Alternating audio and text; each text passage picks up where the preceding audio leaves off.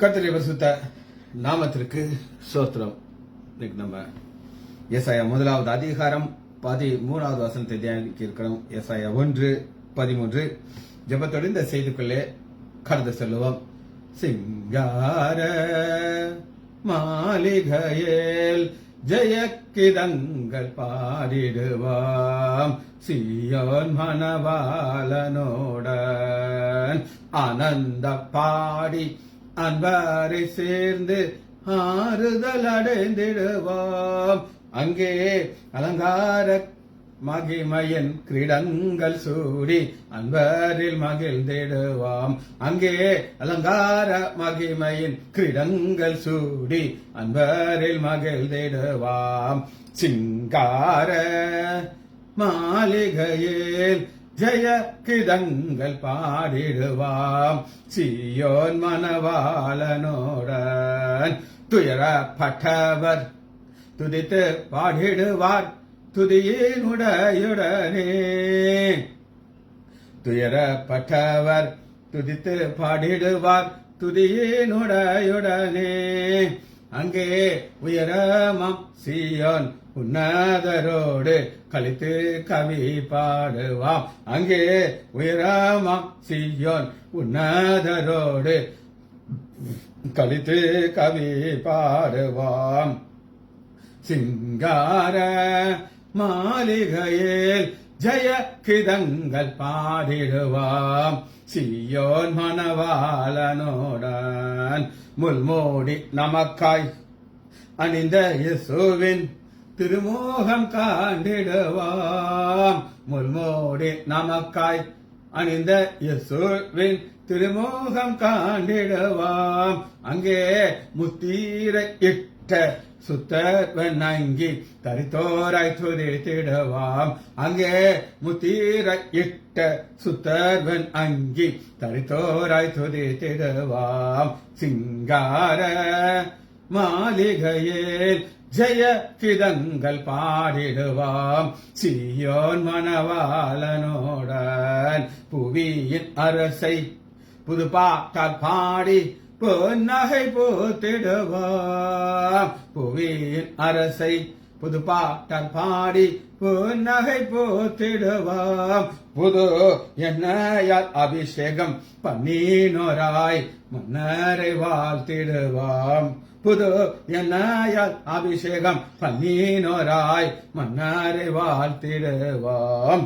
இயேசுவின் நாமத்தினாலே ஜெபங்கள் பிதாவே, ஆமென். கர்த்தருடைய பரிசுத்த நாமத்திற்கு ஸ்தோத்திரம்.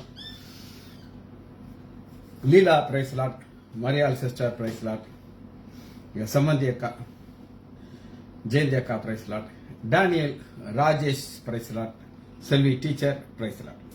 இன்னைக்கு நம்ம ஏசாயா 1வது அதிகாரம் 13வது வசனத்தை வாசிக்கிறோம். இதுல இங்கிலீஷ் பைபிள்ல உள்ள ஒரு வார்த்தை நான் உங்களுக்கு சொல்லிக் கொடுக்க போறேன். முதல் வசனத்தை வாசிப்போம். 1:13. இனி வீண் காணிக்கைகளை கொண்டு வர வேண்டாம். வீண் காணிக்கை, வெயின் அப்படிங்கிற ஒரு வார்த்தை இங்கிலீஷ் யூஸ். வீண் காணிக்கைங்கிறது என்ன அப்படின்னா, சடங்காச்சாரமாக செய்யற ஒரு காணிக்கை. ஆலயத்துக்கு போகணும், அவருக்கு கொடுக்கணும் அப்படின்னு சொல்லி முழு இருதயத்தில் இல்லாம கொடுக்கறதான் வீண் காணிக்கை. கொண்டு வர வேண்டாம். தூபம் காட்டுதல் எனக்கு அருவருப்பா இருக்கு. நம்ம நேற்று காட்டு தூபம் காட்டும் போது இவங்க என்ன செய்யறாங்கன்னா, ஃபாரின்ல இருந்து இம்போர்ட் பண்ற தூபம் இருக்கத்தான் அனுப்புறாங்க. எனக்கு வேண்டாம், எனக்கு அருவருப்பா இருக்கிறது. நீங்கள் அக்கிரமத்தோடு ஆசரிக்கிற மாத பிறப்பு. இந்த மாத பிறப்புன்னு சொல்லி தமிழ்ல இருக்கு, ஆனா இங்கிலீஷ்ல ஃபுல் மூன் அப்படின்னு இருக்கு. ஏன் ஃபுல் மூன் அப்படின்னு இருக்குன்னா, கேலண்டர் எப்படி உருவாக்குவாங்க அப்படின்னு கேட்டீங்கன்னா, நம்முடைய கேலண்டர் எல்லாம் சூரியனை வச்சு உருவாக்கப்பட்ட கேலண்டர். சூரியன் தன்னை சுற்றி ஒரு நாள், பூமியை சுற்றி வர்றதுக்கு ஒரு வருஷங்கிறது வச்சு அடிப்படை, சூரியனுடைய அடிப்படை வந்து. ஆனா யூதர்கள் இந்த கேலண்டர் எதை வைத்திருக்குன்னா, சந்திரனை வச்சிருக்கும். ஃபுல் மூன், அந்த ஃபுல் மூன்கிற ஒரு இதை வச்சுதான் அவங்களுடைய கேலண்டர் உண்டு பண்றாங்க. அதனாலதான் இங்கிலீஷ் வைக்கல ஃபுல் மூன்கிற ஒரு வார்த்தையை கொடுத்திருக்காங்க. ஆசரிக்கிற மாத பிறப்பையும் ஓய்வு நாளையும் சபை கூடுதலையும் நான் இனி சகிக்க மாட்டேன்.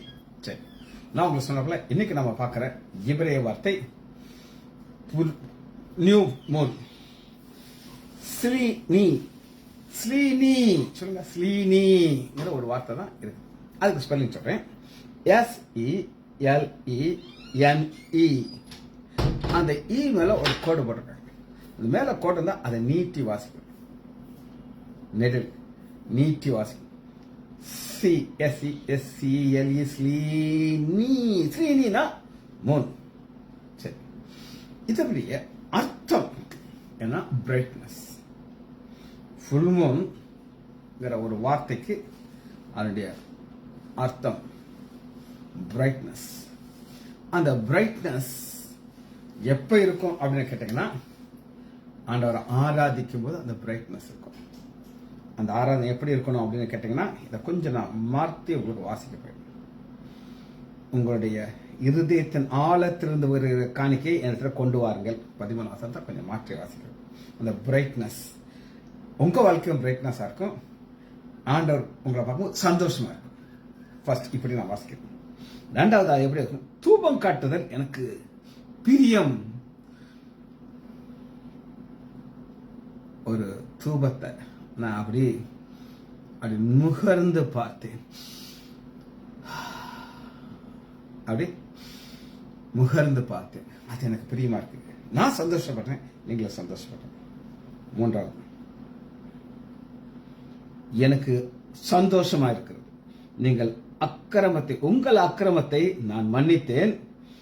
நீங்கள் ஆசாரிக்கிற மாத பிறப்பு ஓய்வு நாள் சபை கூடுதல் எனக்கு இன்பமா இருக்கிறது. இப்படித்தான் இருக்கணும். ஆனா தலையிட மாறிடுச்சு. அப்ப அந்த ஃபுல் மூன்ங்கிறது என்ன அப்படின்னு கேட்டீங்கன்னா, ஒரு பிரைட்னஸ். அந்த பிரைட்னஸ் ரெண்டு பேருக்கும் இருக்கும். ஆராதிக்கிற நமக்கு இருக்கும், ஆண்டவர். என்னுடைய மனைவி சொன்னா, நீங்க ஒரு நாளைக்கு ஒரு வாசனம் என்னைக்கு அதை முடிக்க போறீங்க? முடிச்சு நான் என்ன செய்ய போறேன்னு நான் கேட்டேன். அந்த நேரத்துல தான் எங்க பாஸ்டர் ஜோ டேனியல் கொடுத்த புத்தகத்தை ஆவியானவர், எனக்கெல்லாம் ஆசையெல்லாம் கிடையாது, ஆசை இருந்துச்சு, அது எப்படி சொல்லித்தரணும் எனக்கு தெரியாது. பாருங்க, அதை உங்களுக்கு கற்றுக் கொடுக்க கிருபை பாராட்டுங்க. பிரைட்னஸ். இந்த பிரைட்னஸ்ங்கிறது ஒரு நாள் இது ஒளி கொடுக்காது. ஒரு நாள் இந்த பிரைட்னஸ் ஸ்லீனிங்கிற சந்திரன் ஒளி கொடுக்காது. வாசிப்போமா? மார்க்கு 13வது அதிகாரம் 24வது வசனம். மார்க்கு 13:24. அந்நாளிலே, இது உபத்திரவ காலம், மகா உபத்திரவ காலத்துல நடக்கக்கூடிய சம்பவத்தை நம்முடைய ஆண்டவராகிய இயேசு கிறிஸ்து ஒரு தீர்க்க தரிசனமாக சொல்கிறார். சரி, வாசிப்போமா? உபத்திரவத்துக்கு பின்பு சூரியன் அந்தகாரப்படும், சந்திரன் ஒளி. சூரியன் அந்தகாரப்படும், சந்திரன் எப்படி? இந்த சந்திரனுக்கு உண்மையிலேயே அதுக்கு என்ன கிடையாது? ஒரு பிரைட்னஸ் கிடையாது. இந்த சூரியன் தான் கிடைக்கும். சூரியன் அந்த இதுவும் பிரைட்னஸ், அது ஒளி கொடுக்காம போயிடும். சரி, இன்னொரு வசனத்தை உங்களுக்கு காட்டுறேன். இது ஒரு தீர்க்கதரிசனம் நிறைவேறுகிறது. ஒரு தீர்க்கதரிசனம் எப்படி நிறைவேறுது அப்படின்னு கேட்டீங்கன்னா, எடுத்துக்கலாமா? அப்போஸ்தலர் 2வது அதிகாரம் 20வது வசனத்துல பெந்தேகோஸ்து நாள் ஆரம்பிக்குது. ஆவியானவர் இறங்குறாரு. 120 பேர் சபையில என்ன செய்றாங்க? ஆண்டவரை ஆராதிச்சுக்கிட்டு இருக்கிறாங்க. ஒன்னஸ் இருக்குது. ஆவியானவர் இறங்குறாரு. ஆவியானவர் அந்நிய பாஷையில் பேச ஆரம்பிக்கிறாங்க. அந்நிய பாஷையில் அவங்க பேச ஆரம்பித்த உடனே ஒரு கூட்டத்தார் சொல்றாங்க, நம்முடைய ஜென்ம பாஷை இவங்க எப்படி பேசுறாங்க அப்படிங்கிறாங்க.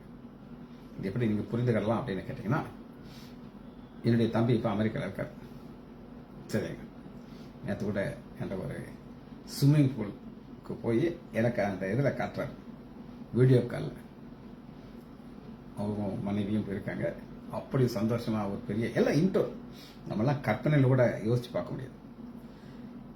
அதை எனக்கு காட்டுறாங்க. இது பாரு எப்படி இருக்கு, இப்படி இருக்கு, எப்படி இருக்குன்னு சொல்லி. அங்க போயிருக்கிற ஒரு ஆலயத்துக்கு, எங்க உதாரணத்துக்கு சொல்லு, அந்த ஆலயத்துல அந்நிய பாஷையில பேசிட்டு இருக்கும்போது ஒரு அமெரிக்கன் தமிழ் பாட்டை பாடுறாரு. தமிழ் பாட்டா சுத்தமா, உம் பாதம் பணிந்தேன் என்னாலும் தோதையே, உம்மை அங்கு யாரை பாடுவேன் எஸ் ஐயா உந்தன் அன்பு உள்ள. இவருக்கு தலை சுத்தா என்னையா அந்நிய பாஷையில தமிழ் பாட்டை பாடுறான். என் தம்பிக்கு தமிழ் புரியும், அந்த பாஷையில பேசுறேன். புரியுதா உங்களுக்கு? இதுதான் சீக்ரெட்.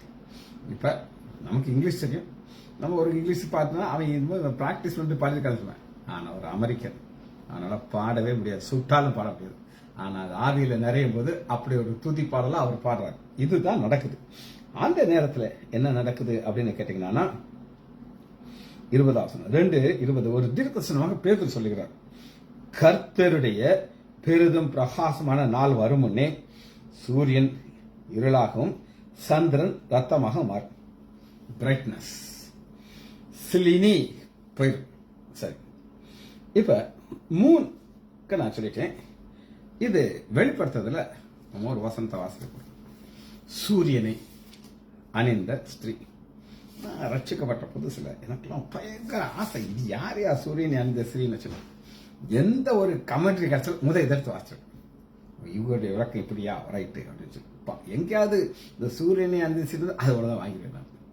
சரி, அது அந்த அந்த காலத்துல வெளிப்பாட்டுக்காக தாகத்தோடு இருந்தேன் நான்.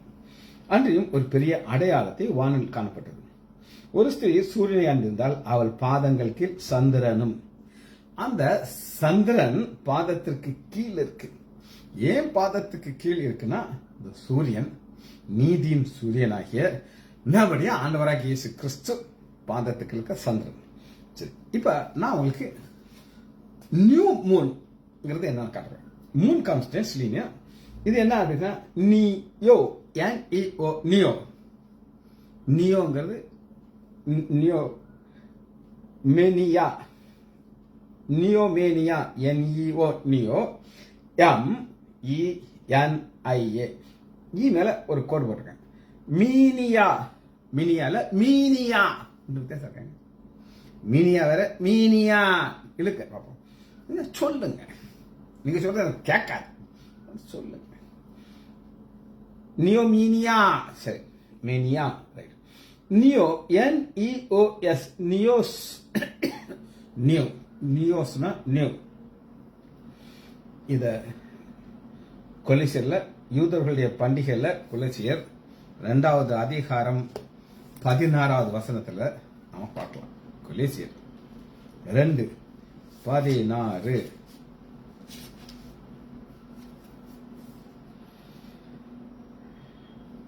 ஆண்டவராகிய இயேசு கிறிஸ்து சிலுவையில மரித்துட்டார். ஆகையால் போஜனத்தை குறித்து, பானத்தை குறித்தாது, பண்டிகை நாளை குறித்து, மாத பிறப்பு, ஓய்வு நாளை குறித்த உணவு, ஓய்வு நாளை குறித்து. இது ரொம்ப ரொம்ப முக்கியமான ஒரு கான்செப்ட். ஏன் அப்படின்னு கேட்டீங்கன்னா, நம்முடைய ஆண்டவராகிய இயேசு கிறிஸ்து இந்த பூமிக்கு வர்றதுக்கு முன்னாடி ஓய்வு நாள் சனிக்கிழமையா இருந்துச்சு, அதுக்கப்புறம் ஞாயிற்றுக்கிழமையா இருந்துச்சு. ஆனா இன்னைக்கும் ஒரு சிலர் அதை பிடிச்சுக்கிட்டு இருப்பாங்க. சனிக்கிழமை தான் ஓய்வு நாள், சனிக்கிழமை தான் ஓய்வு சொல்லிட்டு இருக்க ஒரு கூட்டத்தார் இருக்கிறாங்க. உங்களுக்கு ஏற்கனவே சொல்லியிருப்பேன், நான் திரும்ப அதை சொல்றேன். நான் ரட்சிக்கப்பட்டு பைபிள் எல்லாம் நல்லா கத்துக்கிட்டு அந்த வசனம்லாம் நல்லா புரிஞ்சுக்கிட்டேன். அந்த நேரத்தில் ஒரு 7th டே அட்வென்டிஸ், உங்களுக்கு தெரியும், பாண்டியனர்ல பஸ் அந்த போஸ்ட் ஆஃபீஸ்க்கு எதிர்க்கு ஒரு சீனியர் பாஸ்டர். அந்த சீனியர் எவ்வளவு ஒரு சீனியர்னா, அவர் தான் அத்தனை ஸ்டூடெண்ட்டுக்கும் பிரின்சிபாலா இருக்கார். யார் யாரெல்லாம் வெளியில வந்திருக்காங்களோ அத்தனை எந்தெந்த பாஸ்டர் வந்திருக்காங்களோ அது ஃபுல்லா இவங்க தான் வந்திருக்காங்க. அவர் எங்கிட்ட வந்து எங்களுக்கு காணிக்கை கொடுக்க வேண்டும் அப்படின்னு சொன்னார். காணிக்கை கொடுக்கணும் அப்படின்னாரு. கரெக்டா ஒரு 6 மாசத்துக்கு முன்னாடி அந்த ஸ்கூல்ல இருந்து ஒரு வாத்தியார் எங்கள்கிட்ட பைல்ஸ் ஆபரேஷன் அட்மிட் ஆனார். அது அன்னைக்கு சனிக்கிழமை சொல்றாரு, சார் இன்னைக்கு எங்களுக்கு சபாத்து சார், நாங்கள் ஜோம் பண்ணிக்கிட்டே இருப்போம் சார் அப்படின்னாரு. அவரா என்ன சொன்னார் அப்படின்னு கேட்டீங்கன்னா, சார் இந்த ஸ்கூல் ரொம்ப பயங்கரமான ஸ்கூல் சார், எங்களுடைய தசம பாகத்தை சம்பளத்திலிருந்து முதல்ல வாங்கிட்டு தான் சார் எங்களுக்கு கொடுக்குறாங்க அப்படின்னாரு. எனக்கு தலை சுத்திருச்சு. எத்தனை ஸ்டாஃப் இருக்காங்களோ, டிரைவரா இருக்கட்டும் சரி, ஆயாவா இருக்கட்டும், யாரா இருக்கட்டும், அவங்க ஆண்டோடைய பிள்ளையா இருந்தாலும் சரி, பிள்ளை இல்லாட்டாலும் சரி, தசம பாகத்தை வாங்கிட்டு தான் சார் கொடுக்குறாங்க. ஓஹோ அப்படியா, ரைட்டு, நான் மைண்ட்ல வச்சுக்கிட்டேன். இந்த பிரின்சிபால் என்கிட்ட வந்து, சார் நீங்க எங்களுக்கு காணிக்கை கொடுக்கணும் அப்படின்னா, நான் சொன்னேன், உங்க கான்செப்டே ராங் தெரியுமாங்க அப்படின்னு சொன்னேன். நான் சொல்றேங்க அப்படின்னாரு. பிரின்சிபால் கத்தா தாங்க சார். நான் சொன்னேன், ஓய்வு நாளை குறித்து ஒருவனும் குற்றப்படுத்தாதுன்னு சொல்லி வாசனை இருக்கு உங்களுக்கு தெரியுமா? கொலோசியர் 2வது அதிகாரம் சொன்னார். அது ஒரு இடத்துல இருக்க உலகத்துல தான் இருக்கே. அண்ணா என்ன சொல்றாரு, உங்களுக்கு 100 பாயிண்ட் உங்களுக்கு தரேன். ஓய்வு நாள் சனிக்கிழமை தான் உங்களுக்கு. நான் சொன்னேன் பைபிள்ல இருந்தா எனக்கு, பைபிள்ல இருந்தாங்க ஒரு புஸ்தகத்துல இருந்து, அந்த புஸ்தகமே எனக்கு வேண்டாம் அப்படின்னு சொல்லிட்டு, உங்க புஸ்தகம் எனக்கு என்ன இருக்கு, பைபிள் இருந்தா சொல்லுங்க நான் ஒத்துக்கிறேன்னு சொல்லி நான் சொன்ன உடனே முகம் எல்லாம் மாறிடுச்சு. அப்ப இந்த சம்பவத்தையும் சொல்லிட்டேன்.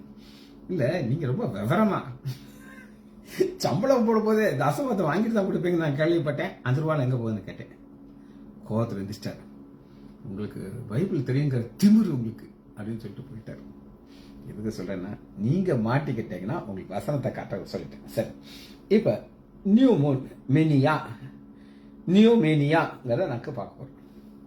இது ஓய்வு நாளை குறிக்கிற காரியம். பலி செலுத்தும் முறை மேல இது ஆவியானவர் எழுதி வைத்திருக்கிறார். எடுத்துக்கோங்க, லேவியராகமம், சரி, என்னாகமம்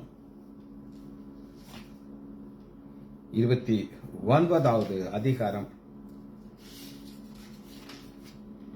29:6 மாத பிறப்பு. இந்த மாத பிறப்புங்கிறது நம்ம தமிழ்ல வருது, அது இங்கிலீஷ்ல வருது நியூ மூன் அப்படின்னு இருக்கும். சர்வாங்க தகன பலியும் அதன் போஜன பலியும், தினந்தோறும் இடும் சர்வாங்க தகவலையும் அதன் போஜனம், அதாவது மாத பிறப்பு இந்த ரொட்டியை அதோட சேர்த்து கர்த்தருக்கு சுகந்த வாசனையாக, அந்த சுகந்த வாசனையாக வர வேண்டியது எனக்கு வேண்டாம், எனக்கு 60 சொல்றாரு. இதுதான் அந்த எதிர்பார்க்கிறார். என்னாகும் 10வது அதிகாரம் 10வது வசனம், உங்கள் மகிழ்ச்சி நாளிலும் உங்கள் பண்டிகையிலும் மாத 3 காரியத்தை சொல்றாங்க. மகிழ்ச்சியின் நாள் அப்படின்னா என்ன அர்த்தம்னா, ஒரு வெற்றி, ஒரு ஜெயம் கிடைச்சிச்சு. அது எந்த ஜெயம்னு எனக்கு தெரியாது. எப்படி நான் அந்த ஜெயம் கிடைச்சிச்சா பூரிய உதவும். 2வது உங்கள் பண்டிகை நாள், மாத பிறப்பு நாள், உங்கள் சர்வாக தங்கன பலியும் செலுத்தும் பொழுது பூரிகை ஊத வேண்டும். அப்பொழுது உங்கள் தேவநாயக கர்த்தர் சமூகத்திலே உங்களுக்கு ஞாபகக்குறியா இருக்கும் உங்கள் தேவநாயக கர்த்தர், நான் உங்கள் தேவன்.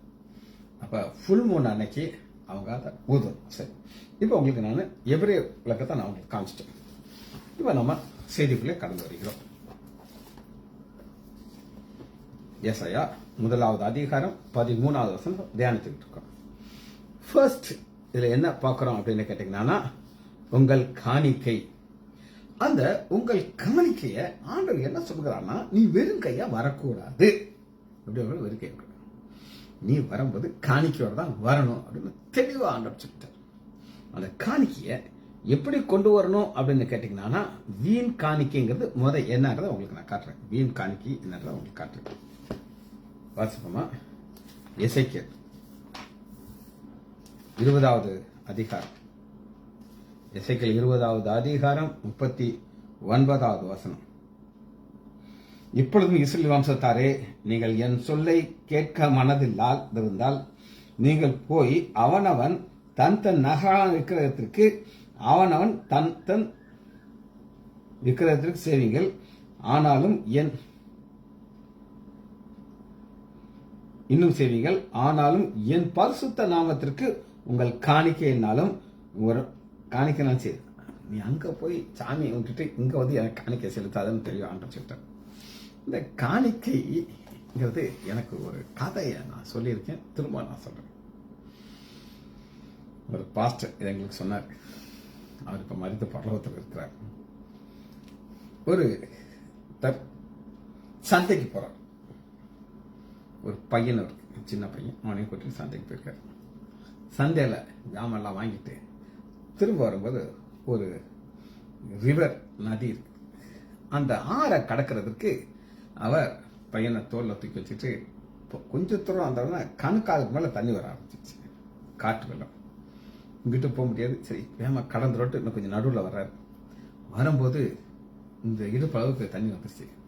ஆண்டோட்ட ஒரு பொருத்தனை செய்யறாரு. இந்தவரே, நானும் என் பையனும் பத்திரமா நாங்க வீடு போய் சேர்ந்துட்டா உங்களுக்கு ஒரு காணிக்கை கொடுப்போம். ஒரு ஜெர்சி மாடு வச்சிருக்கேன். 12 லிட்டர் காலையில கறக்கும், 12 லிட்டர் சாயங்காலம் கறக்கும். அந்த பசுமாட்டை உங்களுக்கு நான் கொடுத்துறேன் ஆண்டவரே அப்படின்னு சொல்லிட்டு அவர் அந்த பொருத்தனை பண்ண உடனே தண்ணி குறைய ஆரம்பிக்குது. அப்படியே கடந்து வீட்டுக்கு வந்தார்.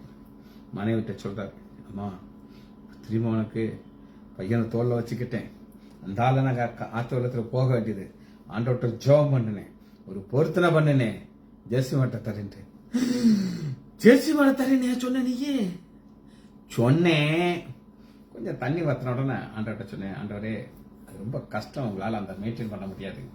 அதனால எங்க பெரிய காது வச்ச ஒரு ஆடு வச்சிருக்கேன், ஆடும் 2 குட்டியும் இருக்கு, அதை உங்களுக்கு கொடுத்துறேன்னு சொன்னேன். அதே கொடுக்குறேன்னு சொன்னேன். பொண்டாட்டிக்கிறது இன்னும் கொஞ்சம் தூரம் நடந்து கொண்டேன். அதுக்குள்ள தரையில ஏறியாச்சு. ஆண்டவரே அதுக்கு தீவனம் எல்லாம் போடணும், ரொம்ப கஷ்டம். அதனால 12 குஞ்சு உள்ள ஒரு கோழி வச்சிருக்கேன். 12 குஞ்சு போட்டு அது 12 கோழி இருக்கிறது குஞ்சு. அதான் அவங்களுக்கு கொடுக்குறேன் ஆண்டவரேன்ட்டு. அதே கொடுக்குறேன்னு சொன்னேன். வீட்டுக்கு வரும்போது சரி ஆண்டவர் அதுவும் இல்லாத அவற்றில் ரொம்ப கஷ்டம் பார்த்தீங்களா, முட்டை கொடுக்குறேன்ட்டு. முட்டை பாருங்க ஈஸி, அது ஒன்றும் செய்ய வேண்டியதில்லை. அப்படியா, இதுதான் வீண் காணிக்கைங்க. ஆண்டவர் கேட்டாரா? கேட்கல. ஆனாலும் நீங்க துணிந்து சில காரியங்கள் சொல்றீங்க, அது ஆண்டவருக்கு பிடிக்காது. சரி, இப்ப தூபம் காட்டுகிறதுங்கிற ஒரு வார்த்தை இருக்குது. உகந்தது அல்ல அப்படின்னு சொல்றாரு. உகந்தது அல்லங்கிறது நம்ம வசனத்திலிருந்து நம்ம பார்க்க போகிறோம். மல்கியா 1வது அதிகாரம் 10வது 1:10. உங்களில் எவன் கூலி இல்லாமல் கதவு போட்டுவான், என் பலிபீடத்தில் அக்கினியை கூலி இல்லாமல் செலுத்த மாட்டீர்கள், உங்கள் பேரில் எனக்கு பிரியமா இல்லை. கர்த்தர் அப்ப ஆண்டவர் செய்தார்னா, உங்கள் கையில் உள்ள காணிக்கைகள் எனக்கு உகர்ந்ததல்ல. கூலிங்கிறது என்ன அப்படின்னு கேட்டீங்கன்னா, பிக்ஸ் பண்ண ஒரு சேலரி. இன்னைக்கு எங்க ஹாஸ்பிட்டல் ஒரு பொண்ணு வேலை பார்க்கலாம், உனக்கு இவ்வளவு சேலரி கிடைக்கும், மரியாதை கேட்டா சொல்லுவா. அவர் சொல்லுவா, நீ இதுல இருந்து இதுவரை வேலை பார்த்தா இவ்வளவு, எக்ஸ்ட்ரா மத்தியானம் வேலை பார்த்தா இவ்வளவு, எல்லாம் டக்கு டக்கு டக்குன்னு முடிச்சிருவான். கேன்டீன்ல வேலை பார்க்கறதுக்கு சில அம்மாமார் வருவாங்க, இந்த டைமிங் நீங்க ஏர்லி டைம் வந்தீங்கன்னா உங்களுக்கு சேலரி கூட, இப்படி எல்லாம் ஃபிக்ஸ் பண்ணி வச்சிருக்காங்க. இந்த கூலியெல்லாம் வேலை பார்ப்பாங்களா? இங்க ஆண்டவர் கூலின்ற ஆசீர்வாதத்தை அபிர்தமா கொடுத்துட்டு உன் இருதயத்துல எனக்கு எவ்வளவு வச்சிருக்கு அதான் ஆண்டவர் பார்க்கிறார். சரி, அது ஒரு கூலியா பார்க்கிறார். ஆராதனை வீண் அப்படிங்கிறார். மத்தேயு 15வது அதிகாரம் 8வது வசனம். மத்தேயு 15:8.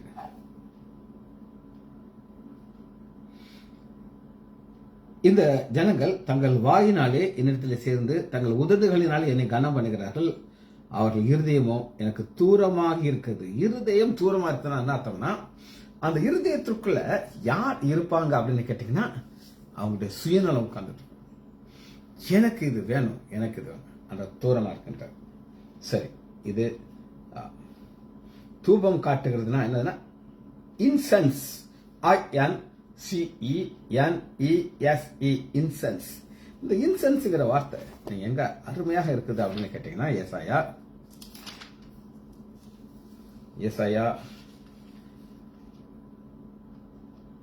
66வது அதிகாரம் 3வது வசனம். ஏசாயா 66:3. மாட்டை வெட்டுகிறவன் மனுஷனை கொள்கிறவனாகும். இவன் வேலை ஒரிஜினலா தான் மாட்டை வெட்டிட்டு இருந்தான், இப்ப மனுஷனை கொலகாரனா மாறிட்டான். ஆட்டை வெட்டுகிறவன் நாயை கழுத்திருக்கான். ஆடு ஆண்டவருக்கு பலி செலுத்துறது, இப்ப போய் என்ன வேலையை மாத்திட்டு இருக்கான்? நாயை கழுத்திருக்கான். காணிக்கையை படைக்கிறவன் பன்றி விருத்தத்தை படைக்கிறான். தூபம் காட்டுறவன் விக்கிரகத்துக்கு சோஸ்திரம். எல்லாமே ஆண்டவருக்கு வந்து தப்பு தப்ப கரெக்டா சொல்றாரு. தூபம் காட்டுறது என்னன்றத ஆண்டவர் மோசமான ஒரு பேக்ரவுண்டோடு சொல்லுகிறார். சரி, இப்பொழுது கர்த்தருடைய பண்டிகைங்கிற ஒரு காரியத்தை நம்ம பார்க்க போறோம். கர்த்தருடைய பண்டிகை. அந்த கர்த்தருடைய பண்டிகையில லேவியராகமம் 23வது அதிகாரத்துக்குள்ள வரும். லேவியராகமம் 23வது அதிகாரம்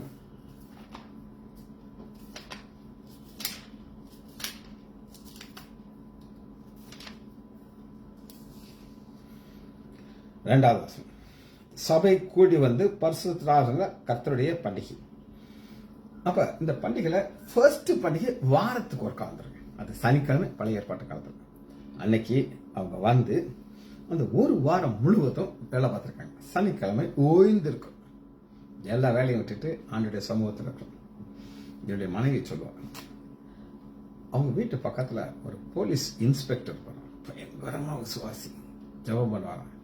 அப்போ சனிக்கிழமை வேலையே செய்யக்கூடாது, வேணுமா பிரெட் வாங்கி வச்சிரு, முந்தின நாளே பிரெட் பட்டர் ஜாம் வச்சுக்கோ. ஆனால் சமையல் அந்த மனைவி ஒரு நாள் அவசர அவசரமாக அவருக்கு தெரியாமல் மசாலா அரைச்சிக்கிட்டு இருக்கான், ட்ராயிங் ட்ராயிங் ட்ராயிங் ட்ராயிங், மீன் குழம்பு வைக்கிறதுக்கு. பார்த்தாலும் தண்ணியை தூக்கி ஊற்றிக்கிட்டான். அந்த அளவுக்கு அவங்க ரொம்ப பர்டிகுலராக இருந்தாங்க. ஓய்வு நாள் அன்னைக்கு வேலை செய்யக்கூடாது. ஸோ இதை நம்ம எப்படி பார்க்குறோம்னா ஒரு ஆராதனையாக பார்க்குறோம். 5வது வசனத்தில் பாருங்க, முதல் பண்டிகை பஸ்கா, 6வது வசனம் புளிப்பில்லாத அப்ப பண்டிகை, அது 7 நாள். 8வது வசனத்தில் தகன பண்டிகை, 10, 11 கதிர் அசைவாட்டுறது, பெந்தெக்கோஸ்து நாள். இது அடுத்து பாருங்க, ஒரு கூடார பண்டிகை வருகிறது, 34வது வசனம். உபாகமம் 15வது அதிகாரம் 10வது வசனத்தில், உபாகமம் 15:10, அவனுக்கு தாராளமாக கொடுப்பாயாக, அவனுக்கு கொடுக்கும்போது உன் இருதயம் விசனப்படாது. ஒரு சிலர் சொல்லுவாங்க, நம்ம கொஞ்சம் கம்மியா கொடுத்துருக்கலாமோ, கொடுத்ததுக்கு அப்புறம் இருதயம் விசனப்படக்கூடாது. நம்ம யாருக்காவது செஞ்சானா கருத்து கொடுக்கணும். ஏன் கருத்து கொடுக்கணும் அப்படின்னு ஆண்டு நம்மளுக்கு ஆசை வச்சுக்கிறோம். அதுதான் ஆண்டோடைய எதிர்பார்ப்பு. நீ உனக்காக வாழ்றியா, மற்றவருக்காக வாழ்றியா, நீ மற்றவருக்கு என்ன நீ செய்யறன்னு. இப்ப எல்லாத்தையுமே ஒரு அதிகாரத்துக்குள்ள நம்ம பார்த்து இதை முடிக்க போயிடலாம். யோவேல் எடுத்துக்கோங்க, பக்கம் 1060,